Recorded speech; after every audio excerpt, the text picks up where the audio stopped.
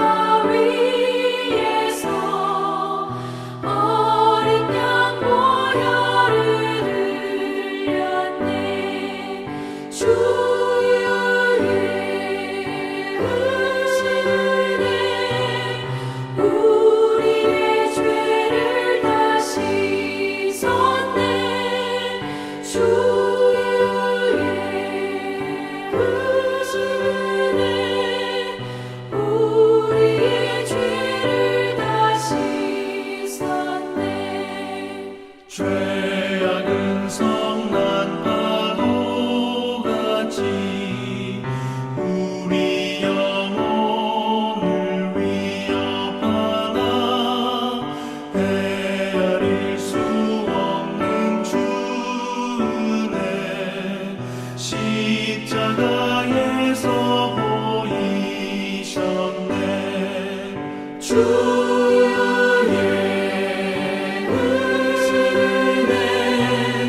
우리의 죄를 다 씻었네. 주의 은혜 우리의 죄를 다 씻었네. 죄악에 물든 영혼들을 주께서 피로 씻으시네.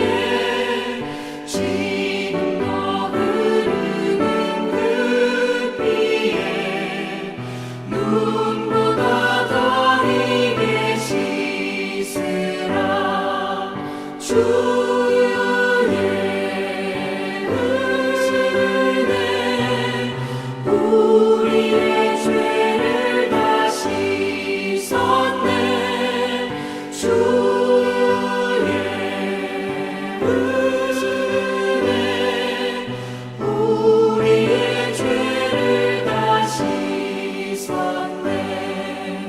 피할 수 없는 그 은혜를 믿는 자에게 거저주네. 형제여 주 앞에 나와서 더 지체 말고 복 받으라. 주의 은혜 우리의 죄를 다 씻었네. 주의 은혜 우리의 죄를 다 씻었네.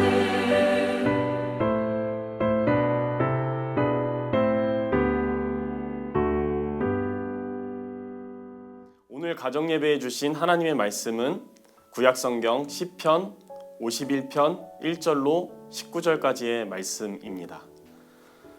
다 함께 읽도록 하겠습니다. 하나님이여 주의 인자를 따라 내게 은혜를 베푸시며 주의 많은 긍휼을 따라 내 죄악을 지워주소서. 나의 죄악을 말갛게 씻으시며 나의 죄를 깨끗이 제하소서.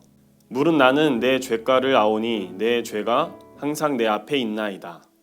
내가 주께만 범죄하여 주의 목전에 악을 행하였사오니 주께서 말씀하실 때에 의로우시다 하고 주께서 심판하실 때에 순전하시다 하리이다.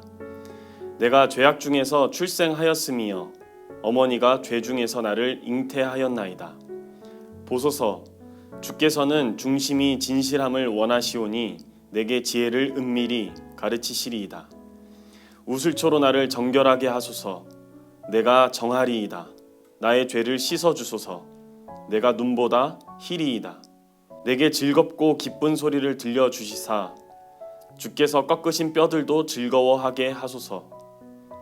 주의 얼굴을 내 죄에서 돌이키시고 내 모든 죄악을 지워 주소서. 하나님이여, 내 속에 정한 마음을 창조하시고 내 안에 정직한 영을 새롭게 하소서. 나를 주 앞에서 쫓아내지 마시며 주의 성령을 내게서 거두지 마소서. 주의 구원의 즐거움을 내게 회복시켜 주시고 자원하는 심령을 주사 나를 붙드소서. 그리하면 내가 범죄자에게 주의 도를 가르치리니 죄인들이 주께 돌아오리이다. 하나님이여, 나의 구원의 하나님이여, 피 흘린 죄에서 나를 건지소서. 내 혀가 주의 의를 높이 노래하리이다.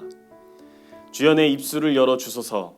내 입이 주를 찬송하여 전파하리이다. 주께서는 제사를 기뻐하지 아니하시나니 그렇지 아니하면 내가 드렸을 것이라. 주는 번제를 기뻐하지 아니하시나이다. 하나님께서 구하시는 제사는 상한 심령이라. 하나님이여, 상하고 통회하는 마음을 주께서 멸시하지 아니하시리이다. 주의 은택으로 시온에 선을 행하시고 예루살렘 성을 쌓으소서. 그때에 주께서 의로운 제사와 번제와 온전한 번제를 기뻐하시리니 그때에 그들이 수소를 주의 제단에 드리리이다. 아멘. 오늘 우리가 읽은 시편 51편 말씀은 다윗의 시입니다. 이 노래에 대해 사람들은 죄의 용서를 구하는 구약 성경의 기도 가운데 가장 감동적인 노래라고 말합니다. 그 이유는 두 가지인데요. 하나는 죄에 대해 철저하게 고백하기 때문이고, 다른 하나는 오로지 하나님만이 죄인을 돌이키실 수 있는 분임을 확신하기 때문입니다. 우리는 보통 다윗하면 어떤 생각을 하게 되죠? 이스라엘을 통일시킨 왕, 이스라엘 왕 중에 가장 위대한 왕, 하나님께 순복한 왕 등을 떠올리지 않습니까? 하나님도 우리 생각과 크게 다르지 않으셨던 것 같습니다. 그래서 사무엘하 7장에 보면 하나님은 다윗과 영원한 언약을 맺으십니다. 사무엘하 7장 16절 말씀. 내 집과 내 나라가 내 앞에서 영원히 보존되고 내 왕위가 영원히 견고하리라 하셨다 하라. 그런데 옛말에 원숭이도 나무에서 떨어질 때가 있다라고 했지요. 다윗 왕도 사람이었고 완벽하지 않았습니다. 그래서 그의 일생일대에 지울 수 없는 죄를 범하게 되는데 다윗 왕은 그 죄를 범한 후에 시편 51편을 짓게 되는 것입니다. 그래서 그는 오늘 시에서 자신의 죄를 연거푸 고백하고 그 죄를 씻어달라고 하나님께 간청하고 있습니다. 자, 그렇다면 다윗 왕이 지은 죄는 무엇일까요? 이 시의 배경은 사무엘하 11장으로 12장에서 찾아볼 수 있습니다. 당시에 이스라엘은 암몬이라는 이방 나라와 전쟁 중에 있었습니다. 그런데 다윗은 전장에 나가지 않았습니다. 오히려 요압이라는 군대 장관에게 자신의 임무를 대행하게끔 명령했습니다. 사실 여기서부터 이미 이전의 다윗과 같지 않은 행동이라고 볼 수 있습니다. 전쟁을 수행하는 것이 당시 왕의 임무였기에 다윗도 전장에 나갔어야 했습니다. 여태 자신의 임무에는 최선을 다했던, 그리고 책임감 있는 다윗이었는데, 그러나 이제 그런 다윗의 모습은 찾아볼 수 없는 것이죠. 그렇게 다윗이 왕궁에서 쉬는 어느 날 그는 왕궁의 옥상으로 올라갔습니다. 당시 왕궁은 굉장히 높은 곳에 있었기에 왕궁 옥상에 있으면 그 아래에 있는 도시가 훤히 보였습니다. 마치 남산에 있는 서울타워에 가면 서울 전체를 다 볼 수 있는 것처럼 말이죠. 그런데 그때 다윗의 눈에 목욕을 하고 있는 아주 아름다운 여인이 들어옵니다. 그 여인과 함께 다윗의 마음에 죄악도 들어옵니다. 그래서 다윗은 그 여자와 동침하기로 결정합니다. 신하들은 그 여인이 자신의 충신이요 자신과 이스라엘을 위해서 전장에서 싸우고 있는 우리아의 아내 밧세바임을 알려주었습니다. 그러나 다윗은 이미 그의 눈과 귀와 마음이 어두워져 있는 상태였습니다. 다윗은 우리아의 아내와 동침한 후 그와 함께 살지 않고 그를 집으로 돌려보냈습니다. 자신의 죄를 은폐하려 했던 것이 아닐까요? 그런데 그 계획은 무산됐습니다. 밧세바가 임신을 했기 때문입니다. 그런데 다윗은 이마저도 은폐하려 했습니다. 그래서 전장에 있던 우리아를 불러들였습니다. 그리고 아내와 동침하게 했죠. 그런데 이 계획도 무산됐습니다. 왜냐하면 우리아가 동료들이 전장에서 싸우고 있는데 어떻게 나만 쉬냐고 이야기하며 그 명령을 거부했기 때문입니다. 그래서 다윗은 마지막 음모를 꾸미는데 바로 우리아를 죽이는 것이었습니다. 다윗은 자신의 임무를 대행하던 요압 장군에게 편지를 썼습니다. 그 내용은 우리아를 가장 치열한 전투의 최전방에 배치해서 싸우게 하고 그리고 나머지 군대는 뒤에서 그것을 지켜보면서 죽음을 맞이하라고 이야기를 했습니다. 결국 그렇게 우리아는 죽음을 맞이합니다. 그리고 다윗은 그의 아내 밧세바를 자신의 아내로 데리고 옵니다.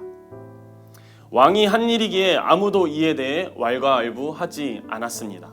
그러나 하나님만은 그 일을 기억하셨습니다. 사무엘하 11장 27절입니다. 다윗이 행한 그 일이 여호와 보시기에 악하였더라. 모든 사람으로부터 죄를 은폐했다고 다윗은 생각했을 것입니다. 그리고 안도했을 것입니다. 그러나 하나님은 그 모든 진실을 기억하고 알고 계셨습니다. 그래서 하나님의 선지자 나단을 다윗에게 보내어 그의 죄를 깨우치게 하셨습니다. 다윗이 자신의 권력을 이용하여 다른 사람의 여자를 범한 사실, 그리고 그 사실을 은폐하기 위하여서 자신의 충신을 죽게 만들어버린 일을 나단을 통해서 이야기하게 하신 거죠. 이 모든 일이 있은 후 다윗은 자신의 죄를 뉘우치는 마음으로 오늘의 노래를 하나님 앞에서 지은 것입니다. 앞서 말씀드렸듯이 다윗은 자신의 죄를 철저하게 고백합니다. 특히 그는 자신이 죄를 지을 수밖에 없는 아주 나약한 존재임을 표현함으로써 자신의 죄를 고백합니다. 그 표현의 절정이 5절 말씀입니다. 내가 죄악 중에서 출생하였으며 어머니가 죄 중에서 나를 잉태하였나이다. 이 말씀은 다윗의 어머니에게 큰 죄가 있어서 다윗이 그 죄를 물려받았다는 뜻이 아닙니다. 인간이 본성적으로 악함을 이야기하며 자신도 그러한 인간임을 하나님 앞에서 인정하는 부분입니다. 다윗은 또한 자신이 지은 죄를 오직 하나님만이 깨끗하게 할 수 있음을 믿으며 하나님께 그것을 요청하고 있습니다. 그 가운데 4절 말씀이 그의 신앙을 여실히 보여줍니다. 내가 주께만 범죄하여 주의 목전에 악을 행하였사오니 주께서 말씀하실 때에 의로우시다 하고 주께서 심판하실 때에 순전하시다 하리이다. 다윗은 우리아와 그의 아내 밧세바 그리고 다윗이 범죄하는 장면을 옆에서 목격한 부하들에게 죄를 지은 건데 왜 다윗은 주께만 범죄했다 그렇게 이야기할까요? 다윗이 왕이라서 자신의 체면을 생각했기 때문에 그런 것일까? 그렇지 않습니다. 이 표현은 다윗 자신이 사람에게는 죄를 지은 적이 없다고 말하려는 것이 아닙니다.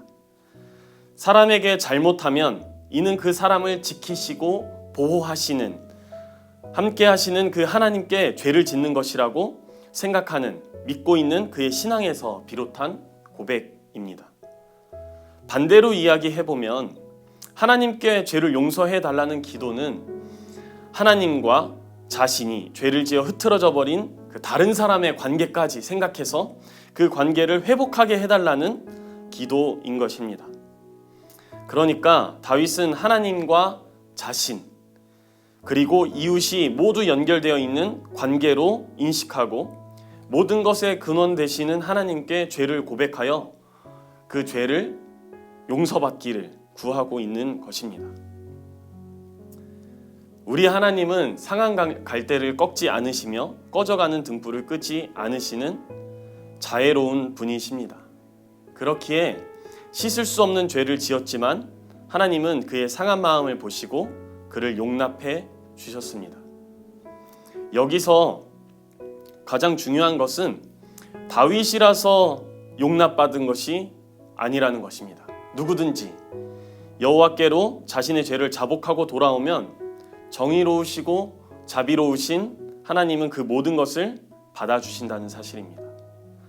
하나님의 그 마음이 예수 그리스도의 십자가에서 가장 잘 드러나 있지 않습니까? 그렇다면 이 말씀을 하나님께서 우리 가정에 주시며 하시고자 하는 말씀은 무엇일까요?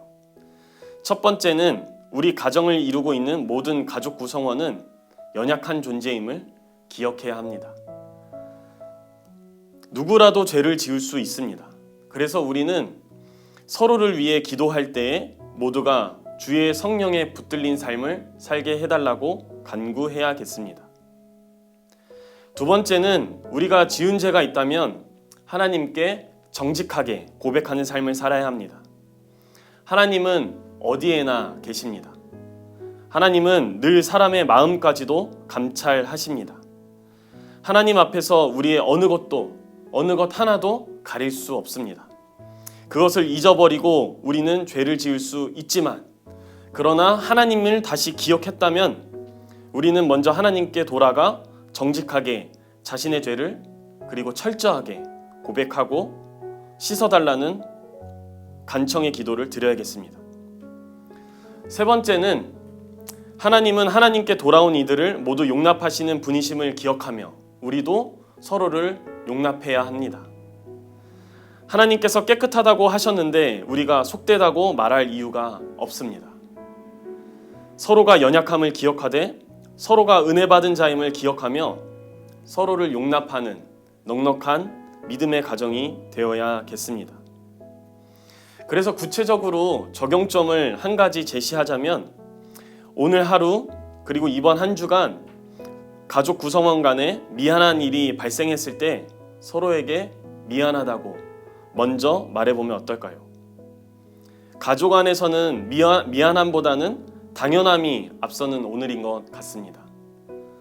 그러나 하나님께 은혜 받은 주의 자녀들로서 부모님이 자녀에게 미안하다. 자녀가 부모님에게 죄송해요. 남편이 아내에게, 아내가 남편에게 미안해요. 라고 이야기해보는 은혜 가득한 믿음의 가정이 되시기를 소망합니다. 이제 질문을 읽은 후 가족이 말씀에 대해 서로의 생각을 나누는 시간을 짧게 갖겠습니다. 제가 이 질문을 읽어드리겠습니다. 첫 번째는 자기 죄에 대해 진실한 회개의 고백을 드린 적이 언제였는지를 한번 나눠보면 좋겠습니다. 두 번째는 어떤 위치에 있든지 처음 마음, 초심을 간직하며 살아가려면 우리가 어떻게 해야 하고 어떻게 준비할 수 있을지를 서로의 생각을 나눠보면 좋겠습니다. 이제 같이 기도하겠습니다. 사랑의 하나님 아버지, 주께로부터 멀어져 범죄한 우리를 예수 그리스도의 십자가 사랑으로 품어주심에 감사합니다. 성령 하나님, 우리 가정에 정직한 영을 허락하시고 우리의 영육을 지켜주셔서 우리가 죄로부터 멀어지며 하나님께 붙들린 삶을 살게 하옵소서.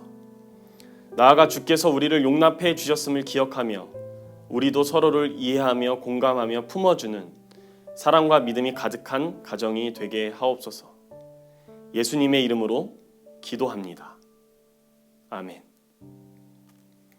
자, 이제 이번 주 실천 과제를 우리 함께 나누고 한 주간 실천해 보았으면 좋겠습니다. 서로 잘못을 저질렀거나 미안한 일이 있다면 용서를 구하는 시간을 가져보십시오. 또 서로를 용서하고 회개하며 주님이 주신 힘으로 잘못을 이기도록 격려하고 기도해 주시면 좋겠습니다. 이와 관련된 재밌는 레크레이션도 좋을 것 같은데요. 예전에 TV에서 방영했던 프로그램인데 프로그램 제목은 기적의 대화법 그랬구나입니다. 방법을 간단하게 소개해드리면 이렇습니다. 먼저 서로가 서로의 눈을 마주하고 그리고 손을 잡고 얼굴을 마주 봅니다. 한 사람이 먼저 상대방에게 마음이 상했던 그런 부분이 있다면 손을 잡은 상태에서 얼굴을 바라보며 눈도 마주치고 그 상태에서 자신의 이야기를 합니다. 이야기하면서 주의해야 할 부분은 주어를 나로 두어야 합니다. 네가 그랬잖아 이런 게 아니라 다른 사람의 그런 생각이나 행동을 판단하고 정죄하는 말들을 지양하고 이 프로그램의 목적이 서로의 잘잘못을 가리는 게 아니라 그 당시 나의 감정이 어땠는지를 이야기하는 것임을 기억하며 말하는 것이 중요합니다. 자, 그렇게 하면은 다음으로 이야기를 듣고 있던 상대방이 그 모든 이야기를 다 들은 뒤에 그랬구나, 누구누구의 마음이 그랬구나 하면서 공감을 해주는 것입니다. 예를 들면 부모님에게 자녀가 엄마의 마음이 그랬구나, 아빠의 마음이 그랬구나, 혹은 자녀에게 자녀 이름이 기웅이라면 기웅이의 마음이 그랬구나 라고 이야기하면 됩니다. 자, 그리고 난 다음에 조금 더 나아가서는 그 말한 사람의 이야기를 들은 사람이 조금 더 기억하고 반복하면서 특히 이 속상해했던 그런 부분을 기억해서 다시 한번 말해주면 좋습니다. 기웅이가 애써 열심히 했는데 아빠가 왜 열심히 하지 않았냐 그 이야기에서 속상했구나, 그랬구나. 여기서 주의해야 할 부분은 이야기한 사람의 단어와 표현을 그대로 다시 한 번 더 이야기하는 것이지 아빠는 말이야 이렇게 생각했었어 라고 이야기하면서 해명하거나 변명하지 않는 것입니다. 마지막으로 상대방의 공감을 들은 사람은 내 마음에 공감해줘서 감사합니다, 내 이야기를 들어줘서 고마워요 라고 하는 것입니다. 절대로 왜 그거밖에 반응을 못해? 라고 상대방을 판단하지 않습니다. 이렇게 한 번씩 주고받으며 서로를 품어주는 시간을 가져봐도 참 좋을 것 같습니다. 이제 우리 함께 이번 한 주간 암송할 말씀을 2번 읽고 이 시간을 모두 마치면 되겠습니다. 말씀은 이 말씀 액자에 넣고 암송해 보면 좋을 텐데요. 이번 주 이 말씀은 시편 51편 10절 말씀입니다. 하나님이여 내 속에 정한 마음을 창조하시고 내 안에 정직한 영을 새롭게 하옵소서. 하나님이여 내 속에 정한 마음을 창조하시고 내 안에 정직한 영을 새롭게 하옵소서. 한 주간 이 말씀을 새기시며 우리가 하나님 앞에서 정직하고 서로를 품어주는 믿음의 가정으로 살아가는 모든 여러분의 가정이 되기를 소망하겠습니다. 그럼 다음 주 가정 예배 때 만나겠습니다. 감사합니다.